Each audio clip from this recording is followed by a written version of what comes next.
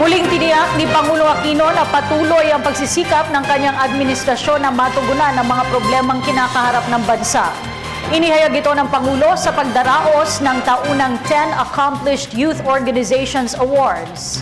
Nanawagan din ang punong ehekutibo sa mga Pilipino na patuloy na makiisa sa mga hakbangin ng pamahalaan tungo sa mabuting pagbabago. Ayon kay Pangulo Aquino, kung mas marami ang kikilos, tiyak na makakamit ng ating bansa ang patuloy na kaunlaran. Ang ulat mula kay Elena Luna. Isang araw bago ang pagdiriwang ng ika-29 na anibersaryo ng EDSA People Power, ipinaalala ng Pangulo ang diwa ng mapayapang revolusyong nagbuklod sa mga Pilipino. Interes ng mas nakakarami, kalayaan mula sa baluktot na kalakaran, magandang kinabukasan para sa susunod na henerasyon. Ang mga ito ang isinaalang-alang ng mga nakipaglaban sa EDSA noong taong 1986. Bilang pinuno ng ating bansa, ang ganitong diwa ng EDSA ang ating isinasabuhay sa pagharap sa mga hamon ng ating panahon. Sa kanyang panunungkulan, tinukoy ng Pangulo ang mga pagsubok na pinagdaanan at pinagdadaanan.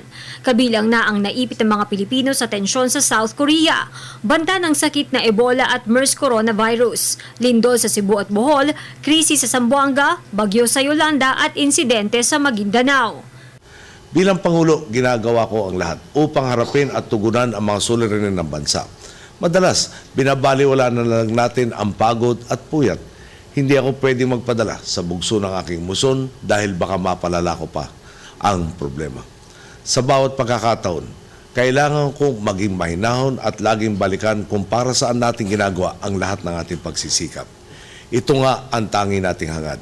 Ang hindi na maulit pa ang kamalian ng nakaraan at maipamana sa susunod na salinlahi ang di hamak na mas maunlad at magandang Pilipinas kaysa sa ating dinatnan. Sa naging pagtitipon sa palasyo, kinilala ng Pangulo ang ambag ng kabataan sa pagtugon sa suliranin ng lipunan. 10 mga grupo ang tumanggap ng 10 Accomplished Youth Organizations o TAYO Awards sa pangunguna ng University of San Agustin Little Theater na nagkaroon ng serye ng produksyon sa teatro para bigyang lakas at inspirasyon ang mga nasalanta ng bagyong Yolanda. Ang Kandungan Pilipinas Movement naman ay nagsikap na paundarin ang kaalaman ng mga naninirahan sa liblib na lugar gamit ang teknolohiyang pinatakbo ng solar power. Habang ang Phi Lambda Delta Sorority ng UP Manila itinaguyod ang breastfeeding para sa mabuting kalusugan ng mga sanggol. Nagsisilbi kayong huwaran sa mga kapwa ninyong kabataan upang maengganyo silang makilahok sa pagtataguyod ng kapakanan ng kapwa bansa. Saludo din ako sa marami pa mga organisasyong nakilahok at patuloy na nakikilahok sa TAYO Awards. Makakaasa naman kayo. Sa gumagandang estado ng ating ekonomiya, pinapalawak natin ang mga pagkakataon para sa kabataan, lalo pat kayo ang mga susunod nating profesional at lingkod bayan. Kapalit ng pagsisikap ng grupo ng kabataang ito, ibinahagi ng Pangulo ang mga programa ng gobyerno.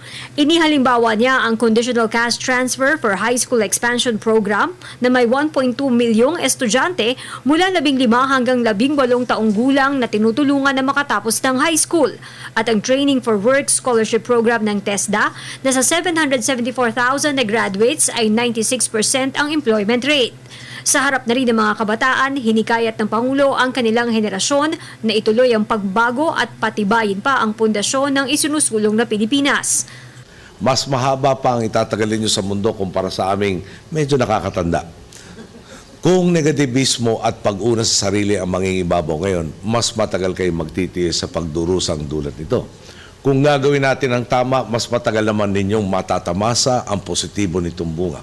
Sa tuwid na dan, hindi natin hahayaang danasin ninyo ang parehong problemang hinarap namin at hinaharap natin sa kasalukuyan. Ang mga nagwagi sa TAYO Awards ay tumanggap ng trophy at cash na 50,000 pesos para ipagpatuloy ang kanilang proyekto o magsimula ng bagong programa.